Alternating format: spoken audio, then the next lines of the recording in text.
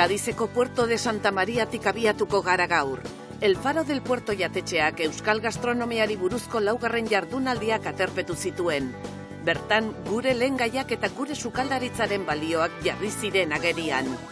Jarraian bi albiste jorratuko ditugu, egurraren astea Baskegurrek antolatuta, eta Ene sindikatuak abian jarritako proiektua tokiko produktuen kontsumoa sustatzeko eta bidezko prezioen alde egiteko. Bodegas de Galdames, Bizkaiko txakolina jatorri izeneko upategiari gutxi falta zaio bilketa amaitzeko.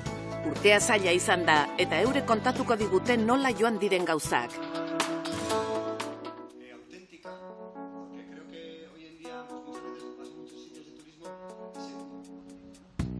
Puerto de Santa Maria Cadizeko udalerririk oparoenetakoa da. Bertako kaleetan, arrantzaportuan eta plazetan historia usaina dago, eta aldi berean, aire berriak arnasten dira. El Faro del Puerto jatetxea, Cadizeko eta Andaluziako gastronomia jatetxerik ospetsuenetako bat da dudarik gabe. Xavier Zabaleta eta bere taldekide batzuk Puerto de Santa Marian izan dira euskal gastronomiari buruzko laugarren euskal jardunaldiak antolatzen. Iñaki Larrainzar izan zen jardunaldien bultzatzailea eta edizio bakoitzean aurre ikuspenak gaindituz joan dira. El Faro del Puerto jatetxea bertoko produktuen filosofiarekin bat dator. Fernando Cordobak aurkeztu digu jatetxea. Iñakik eta Xabierrek Euskadin lantzen duten eredua, guk hemen lantzen dugun berbera da. Sukaldaritza tradizionalean oinarrituta dago. Bertoko produktuekin egina data. Nire ustez jardunaldi hauen alderik onena trukaketa da. Denoi egiten baitigu mesede. Guk zuen produktua ezagutzen dugu. Guk ere produktu onak ditugu hemen. Eta maila partekatzeko orduan ez gara horren ezberdinak. Esperientzia berez aberasgarria da. Jardunaldiak Aldundiaren laguntza antolatzen ditugun laugarren urtea da. Eta oso pozik gaude emaitzarekin. Jendea pozik joaten baita. Xavier eta bere taldea jatetxeko langileen laguntzarekin goizean goiz hasi ziren sukaldean. Aratz jatetxeak bertoko produktuen aldeko apustu garbia egiten du eta lehorreko eta itsasoko produktu ugari eraman zituen Cadizeraino. Hitzorduaren aurreko urduritasuna sobera justifikatuta zegoen. Nada mantzagu bi egun etorri gara prestatzeko aurrena platerak, jaskagu txipiroiak eta landugarreko janariak, gure produktua ekarri dugu, handikan, eta gaur guztian ja zerbitzu hasi baino lehen, hasi bergea azkenengo ukitu egiten, goizeko 9:00 etorri gara, eta pixkat urduri beti bezala, zetik azkenean, gure produktu ekartzen dugu gure sukaldean ulertzen dugun bezala, eta ez da bakarrik gure sukaldeko lana, baizik eta gure ekoizleen lana ere, nola guk lantzen dugun eta nola adierazten dugun. Goiza aurrera zijoan eta sukaldean jotake ari ziren. Jardunaldiei ekiteko menu berezi bat prestatu baizuten kazetari adituentzat eta gastronomoentzat. Tradizioa eta modernitatea uztarturik jakirik onenez gozatu zuten. Menuak euskal gastronomiatik onena zeukan, Gipuzkoa bereziki oinarri hartuta.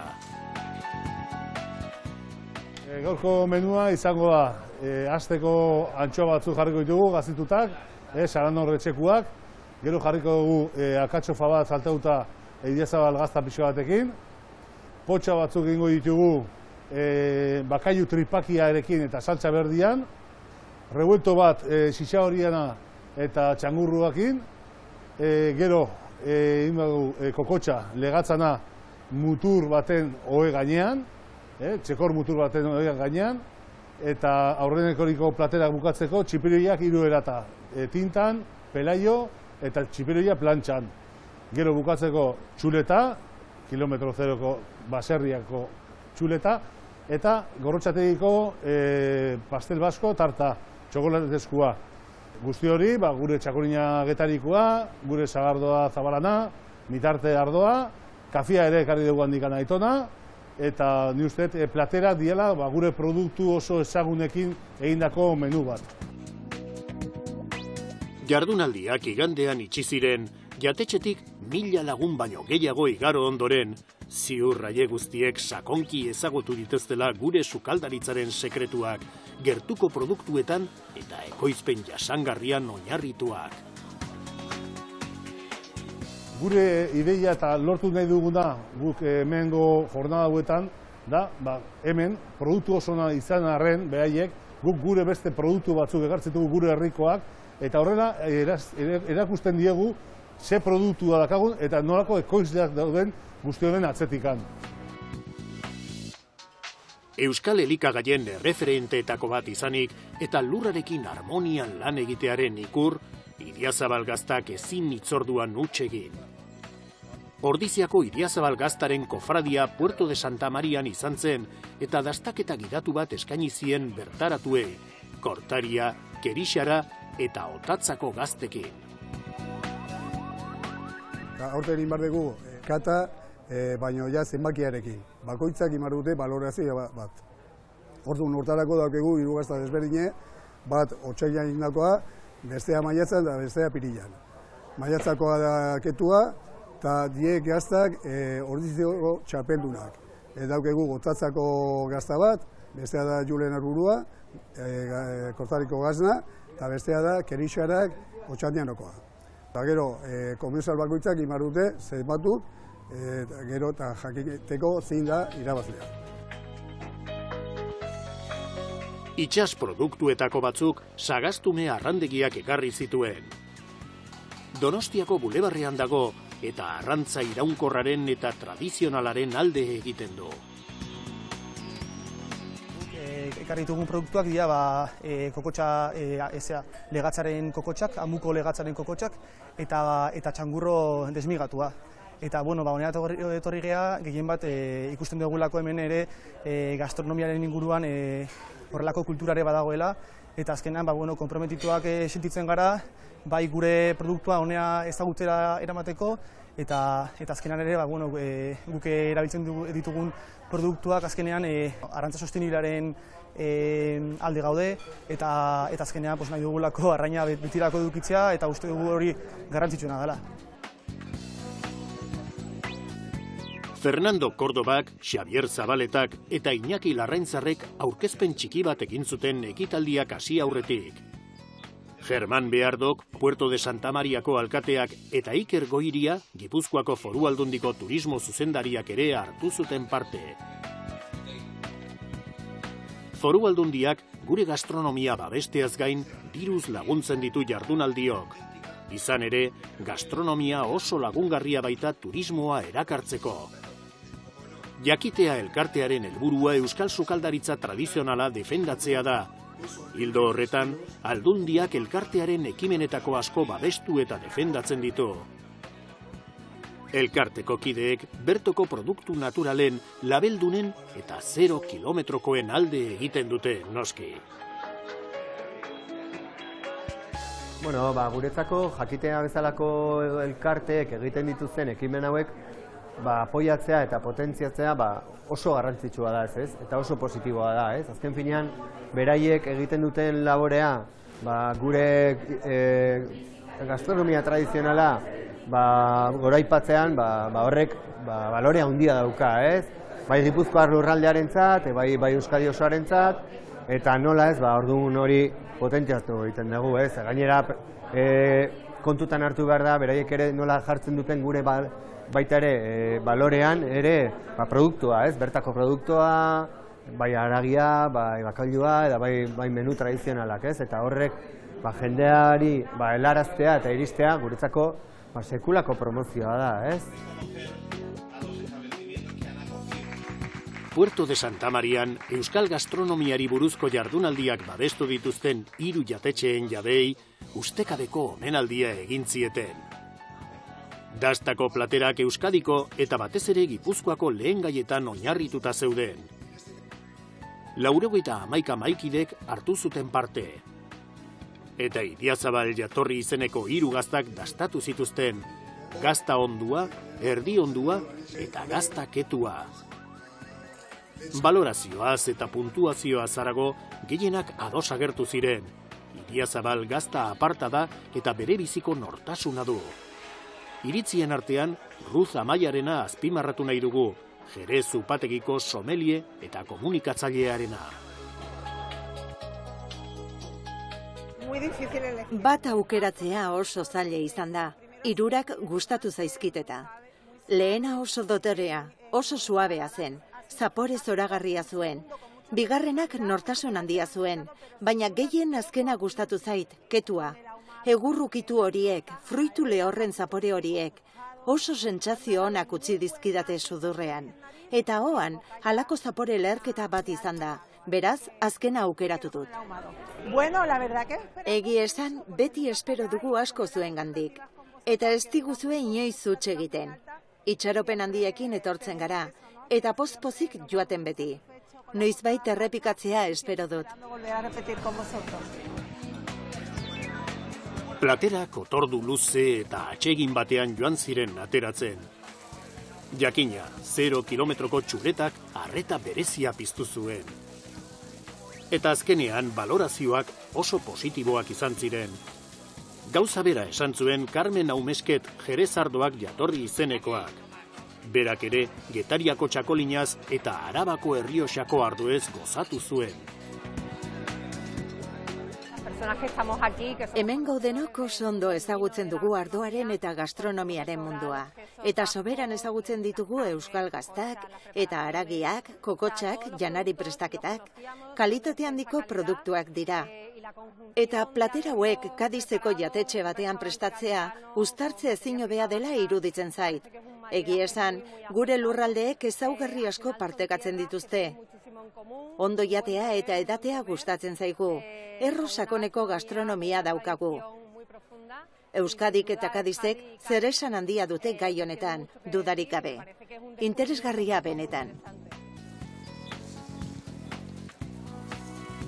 Puerto de Santa Mariako euskal gastronomiari buruzko laugarren jardunaldiak amaitu berritan, Xabierrek, Iñakik eta Jakitea elkarteko jatetxeek 5. edizioa iragarri dute. Kazetari gastronomikoak eta gastatzen detorridan jende guztia asko gustatu zaie guk egindako platerak, handikan ekarretakoak, eta haragiak ere, bai kilometro zeroko baserria haragia eta bai importaziokoak ikarrekoa ere, eta gure partetikan instituzioak beti laguntzen baldin badigute gure kultura gastronomikoa honera ekartzea, guk oso gustu etorriko gea. Kantauriko arrainak, baratzeko produktuak, dei haragia, Idiazabal gazta, euskal sagardoa, Getariako txakolina, Arabako Errioxako ardoak, Gorrotxategi gozokiak, 0 kilometroko okelak, artez eta mimoz egoitzitako produktuak denak. Egia esan, ezin da gehiago eskatu gure gastronomia zoragarria sustatzeko.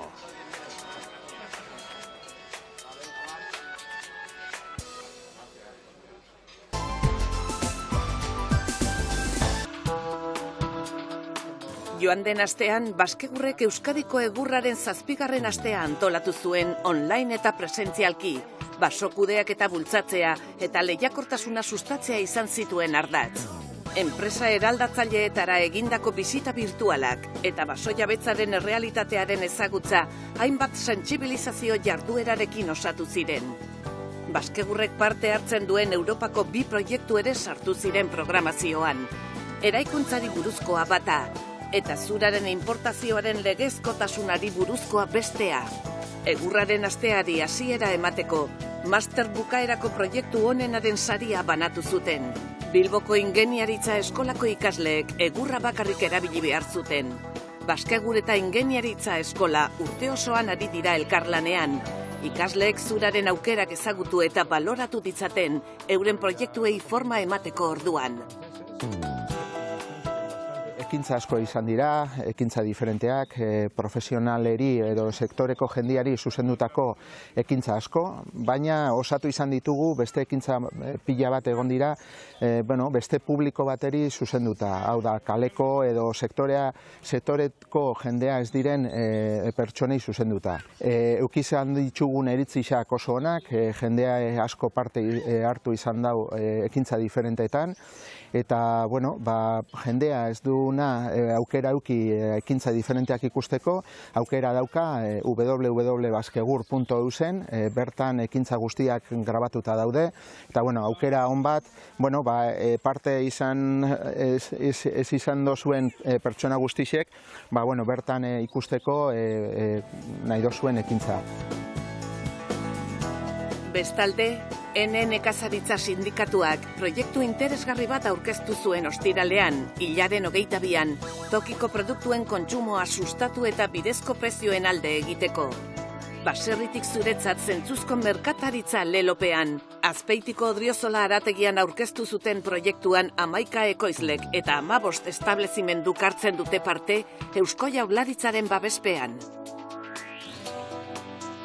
Hau da, produktorek behaiek izan die, bere ekoizpenai prezio jarri dienak, balore eman dienak, bitartekaritza lanan bai bilketaz eta arduratuko den enpresa Ederto Arakinen taldea kasu hontan, margen minimo batzukin zerbitzuei ematen saiatuko da, eta komertzioan aldetik ere adostuta jarri deuna da, balio banaketa ekitatibo bat egiteko, araututako joku arau batzuk, ez? Bidek laburrenak erabilita, bertan ekoizten duena gure herritarrei, gure eroslei saltzea, beraien eskura jartzea, eta bide hortan danauk irabazi dezagun, ez? Baserritarretatik hasi, eta noski, produktu saldu batuen komertzioak, eta azken baten, beti bezala kalidade izugarri batek eta prezio on batzutan eta zuzen batzutan erosiko don erosle baten figura pixkat uztartuz. Piloto honen helburua da ondorio batzuk ateatzea, ikustea nola funtzionatzen don kanal honek. Hemen dau kanal konkreto bat, komerzializazio kanal bat guretzako importantea dena, zuzenekoa, gertukoa. Benetan gure produktu duten balio erantzioi kontsumitzaileari zuzenean iristaraziko diona. Eta ikusiko deuna da, gero ondorioztatuko deuna da, kate honek nola funtzionatzen duen eta zuzeneko harreman honek nola funtzionatzen duen, eta ea gai gehan dan artean sistema alimentario sendoi sortzeko, ez? Aste gutxi barru sakonduko dugu proiektuan.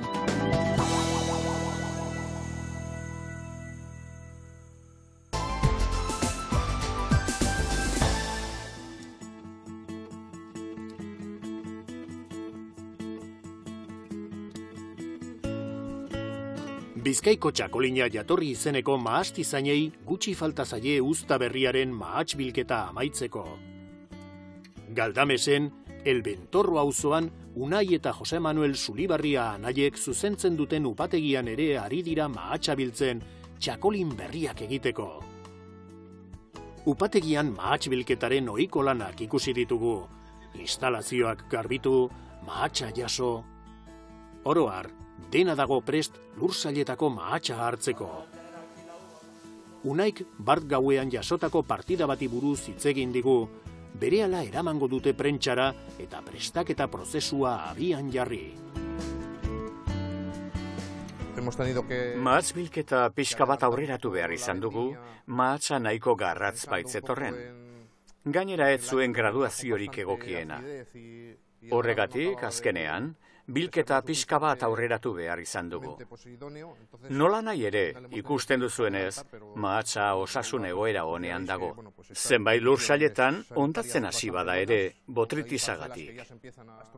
Beraz, lursail horietan, mahats bilketa aurreratu egin dugu. Besteetan bere horretan utzi dugu. Mahatsaren azidotasuna murrizten saiatuko gara, aurten azidotasun maila altuarekin datorreta. Gaur Unaik kuadrilarekin egon behar luke lursailetan mahatsa biltzen. Baina goiza euritsu dago eta mahats bilketa gelditu behar izan dute. Ez da ona mahatsa upategian bustita sartzea eta maldek lana zailtzen dute. Euria eta mahats bilketa ez dira oso bateragarriak. Gainera, mahasti hauek guztiak maldan daude. Makineria erabili behar da. Eta mahatsa bustita egon daiteke. Beraz, mahatsaren graduazio maila baxua bada, urarekin nahastuzkero, are baxuagoa izango da. Mahatsean zenbat eta ur gehiago egon, orduan eta okerrago. Bodegas de Galdame upategia 2012 urtean sortu zen, eta inguruotan 8 hektarea mahasti dituzte. Mahats gehiena Hondarribi zuri eta zerratia bada ere, beste barietate batzuekin ere egiten dute lan. Tanga txiki hauetan lantzen dituzte. Gure lursailak mahats barietate ezberdinen arabera banatuta daude. Gehien ditugunak Hondarribi zuri eta zerratia dira. Beste hektarea batean Riesling barietatea daukagu. Eta lursail txikietan Pinot Noir lantzen dugu. Barietate horiek guztiak depositu txiki hauetan prentsatzen ditugu. Azkenik, nahasketa egiteko, Hondarribi zuri eta zerratia barietateen portzentaje jakin batzuk gehitzen ditugu. Horiek baitira gehien ditugunak. Ardo apartzu badaukagu, neurri batean Pinot Noir barietatearekin egina. Duela 3 urte hasi ginen barietate horrekin esperimentatzen. Eta lehen emaitzak ikusita, ardo apardun bat egitea erabaki genuen. Araudi berriarekin, ardo apardun gisa sartuko da jatorri izenaren barruan. Hemengo botila hauek iaz egin genituen. Ardoa botila barruan hartzitzen da. Gero, forma vertikala duen altzari batean jartzen dira botila guztiak, legamia osoa botilaren lepora jaiz dadin. Hilabete batzuk barru, lepoa kendu eta kortxoak jarriko ditugu.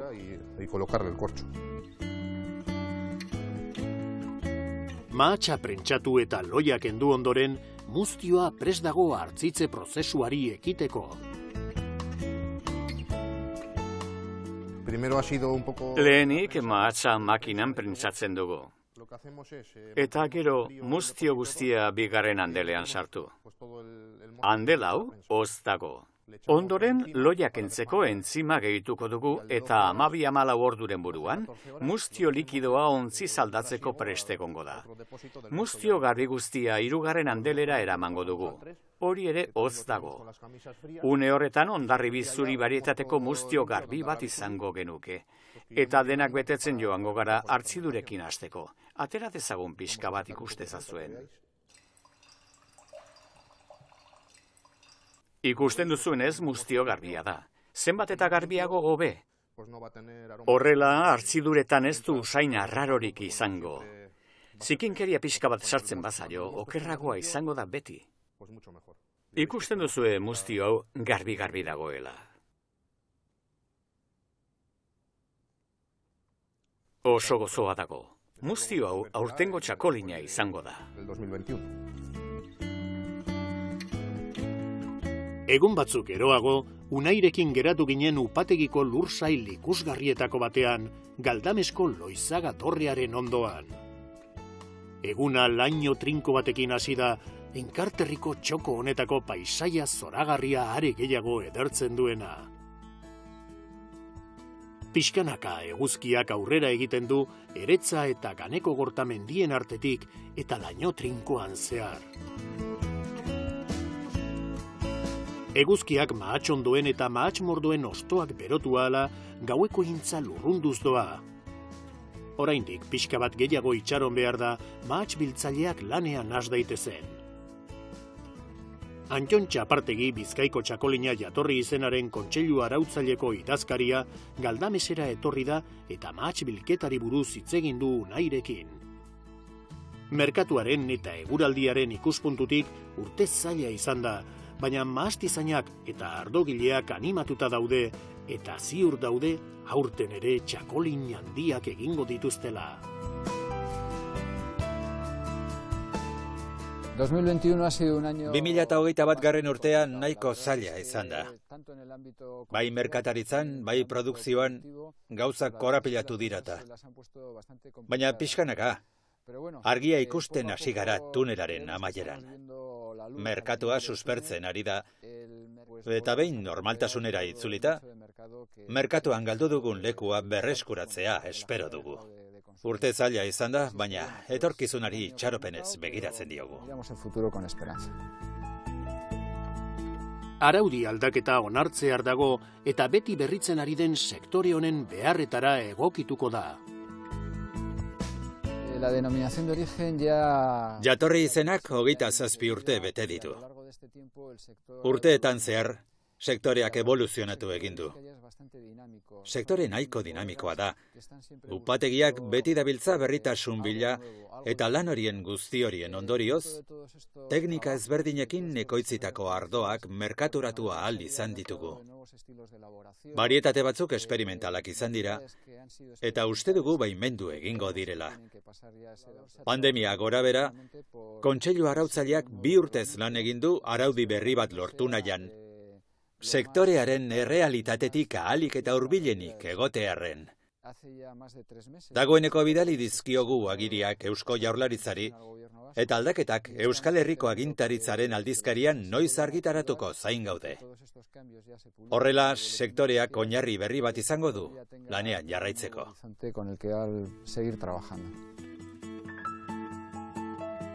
Mahasti biltzaileak lanean hasi dira mahatsa upategira eramaten jarraitu behar data. Mahatsak ondo helduta egon behar du ura lantzen hasi aurretik.